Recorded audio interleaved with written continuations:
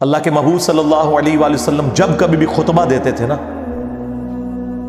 تو آپ علیہ السلام ممبر پہ آ کے کہتے تھے اما بعد فإن خیر الحدیث کتاب اللہ وخیر الہدی ہدی محمد صلی اللہ علیہ وآلہ وسلم وشر الامور محدثاتها وکل محدثۃ بدعہ وکل بدعۃ ضلالہ وکل ضلالۃ فی النار۔ کچھ الفاظ سنن نسائی کے، میجر پورشن جو ہے وہ صحیح مسلم ہے۔ آگاہ ہو جاؤ، سب سے بہترین کلام اللہ کی کتاب ہے، سب سے ہدایت یافتہ راستہ محمد صلی اللہ علیہ وآلہ وسلم کا ہے۔ بدترین کام وہ ہیں جو دین میں خود سے جاری کر دیے جائیں، وہ سارے کام بدعتیں ہیں، اور تمام بدعتیں گمراہیاں ہیں، اور تمام گمراہیاں جہنم میں لے جانے والی ہیں۔ اندازہ کریں۔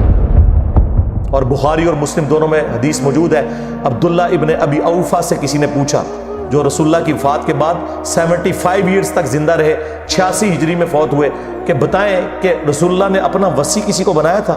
تو انہوں نے کہا نبی علیہ السلام نے ہمیں قرآن کے مطابق چلتے رہنے کی وصیت کی تھی۔ قرآن وصی رسول ہے، خلیفۃ الرسول ہے، وصی رسول، جس کے اوپر آج سنی شیعہ دو فرقے بنے ہوئے ہیں۔ سیدنا ابوبکر خلیفۃ الرسول ہیں صحابہ کرام کے اجماع کے اوپر، وصی رسول نہیں، وصی رسول قرآن ہے۔ وصی رسول نہ سیدنا ابوبکر ہے نہ سیدنا علی ہے، اور وہ نیچرل ہے، کیونکہ 2 سال کے بعد تو حضرت ابوبکر بھی فوت ہو گئے، ہاں 12 سال کے بعد سیدنا عمر بھی شہید ہو گئے، 24 سال کے بعد سیدنا عثمان بھی شہید، اور 30 سال کے بعد سیدنا علی بھی شہید، اور آخری صحابی ابو طفیل عامر بن واثلہ 110 ہجری میں نبی علیہ السلام کی وفات کے 100 سال کے بعد وہ دنیا سے چلے گئے۔ اس کے بعد اس پلانٹ ارتھ پہ کوئی صحابی نہیں ہے۔ نبی علیہ السلام کسی صحابی کو بھی وصی بناتے تو مر تو اس نے بھی جانا تھا، یہ زندہ چیز چھوڑی۔ بخاری مسلم دونوں میں حدیث ہے، اللہ نے ہر نبی کو کوئی نہ کوئی معجزہ دیا تھا، اور جتنے لوگ اس نبی پر ایمان لاتے تھے اسی معجزے کی وجہ سے لاتے تھے۔ مجھے اللہ نے سب سے بڑا وحی کا معجزہ دیا ہے قرآن۔ میں اللہ سے امید کرتا ہوں سب سے زیادہ میرے امتی ہوں گے جنت میں جانے والے، کیونکہ میرا معجزہ سب سے بڑا ہے قرآن کی وجہ سے۔ اور بخاری مسلم میں آ گیا کہ جنتیوں کا نصف میری امت سے ہے، قرآن کی وجہ سے۔ جامعہ ترمذی میں، سنن ابن ماجہ میں حدیث ہے، جنتیوں کی 120 میں سے 80 صفحے میری امت سے، قرآن کی وجہ سے۔ یعنی قرآن مطلب یہ مردوں کو بخشنے وانے کی وجہ سے نہیں، سرکار عمل کرنے کی وجہ سے۔ تو نبی علیہ السلام کا وصی، آپ کا خلیفہ، آپ علیہ السلام کا انسٹرومنٹ آف دعوت، ہر چیز۔ صحیح بخاری میں ایک بڑی زبردست حدیث ہے جو میں نے ایک دفعہ اپنے ممبر سے بیان کی ہے، ادروائز وہ حدیث آپ نے کبھی سنی نہیں ہوگی، کیونکہ اس کے ساتھ 295C جڑی ہوئی ہے۔ صحیح بخاری میں ایک چیپٹر ہے کتاب الاعتصام بالکتاب والسنہ، قرآن و سنت کو مضبوطی سے پکڑنا۔ اس چیپٹر میں امام بخاری ایک حدیث لے کے آئے ہیں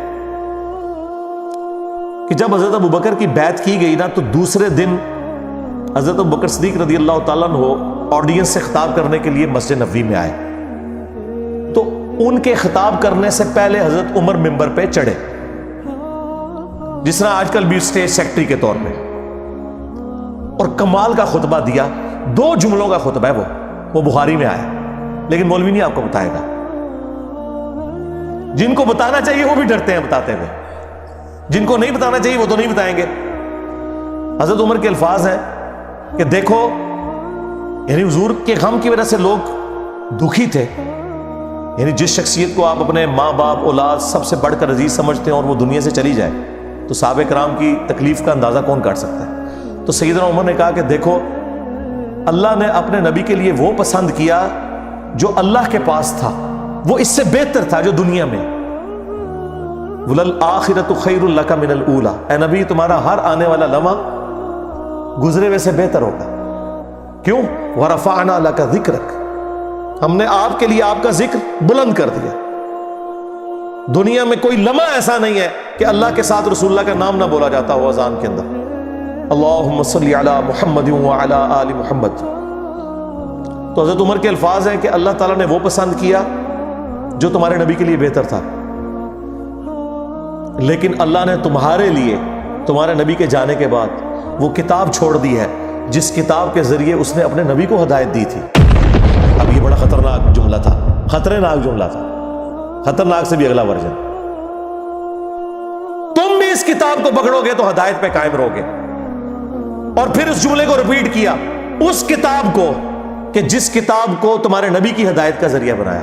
اچھا اس کا یہ مطلب نہیں نعوذ باللہ کوئی رسول اللہ گمراہ تھے, نہیں, قرآن میں واضح آیت ہے ما ضل صاحبکم وما غوا, تمہارے نبی نہ کبھی بہکے ہیں نہ کبھی بہرا چلے ہیں.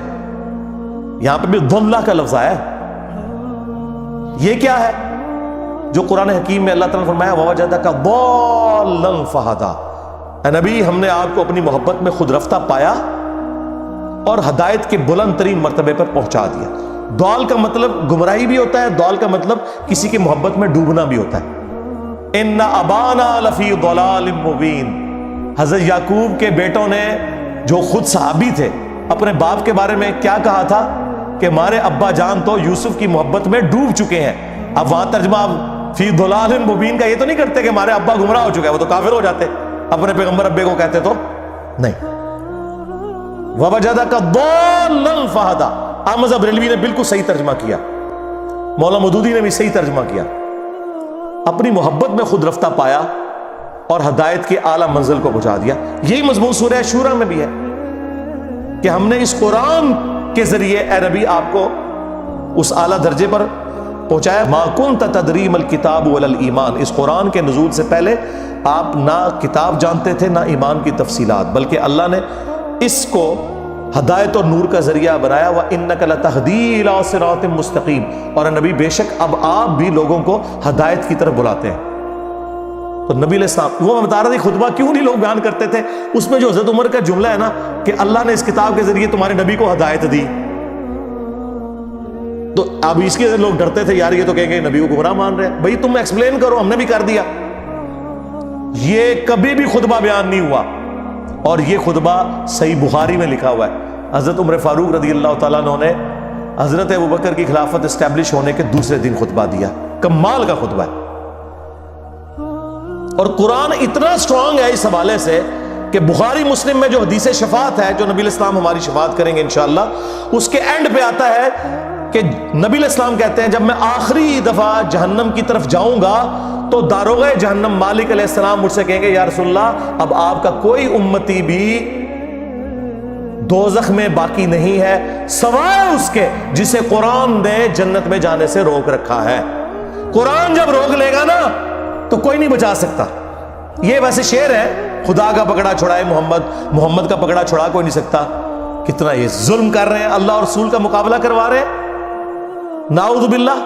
اور بخاری مسلم میں لکھا ہے کہ یا رسول اللہ قرآن نے روک لیا ہے, اب آپ کی شفاعت بھی ان کے کام نہیں آئے گی جن کو قرآن نے جنت میں جانے سے روک لیا. اور قرآن نے کن کو روک لیا؟ انہ من یشرک باللہ فقد حرم اللہ علیہ الجنہ ومأواہ النار وما للظالمین من انصار, بے شک جو کوئی بھی اللہ کے ساتھ شرک کرے گا اللہ نے اس پہ جنت حرام کر دی ہے, اس کا ٹھکانہ جہنم ہے, وہاں اس کا کوئی مددگار نہیں ہوگا. قرآن نے جنت حرام کر دی ہوئی ہے.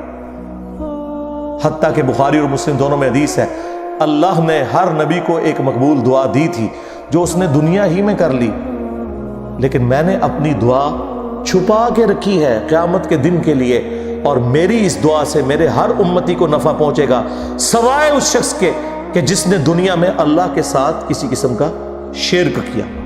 شرک is the most sensitive issue in the sight of Allah. اور شرک اور نماز یہ دو سینسٹیو ٹاپکس ہیں. قرآن کی توہین وہی لوگ کر رہے ہیں اصل میں جو قرآن پڑھنے سے روک رہے ہیں, جس کی وجہ سے شرک پھیل رہا ہے, اور نماز سے کوسوں دور ہے کیونکہ انہوں نے قرآن تو پڑھا نہیں. انہیں پتا کیسے چلے کہ قرآن کا مسلمان اور ہے اور پاکستان کا مسلمان اور. ہاں, مرنے سے پہلے اے مسلمان کر لے اس پہ غور, قرآن کا مسلمان اور ہے, پاکستان کا مسلمان اور. قرآن کا تو مسلمان یہ ہے وَأَقِيمُوا الصَّلَاةَ وَلَا تَكُونُوا مِنَ الْمُشْرِكِينَ, سورہ روم آیت نمبر 31. دیکھنا نماز کو قائم کرنا, مشرک نہ ہو جانا. اور صحیح مسلم کی حدیث کے بندے کے کفر اور ایمان, شرک اور اسلام کے درمیان فرق نماز ہے.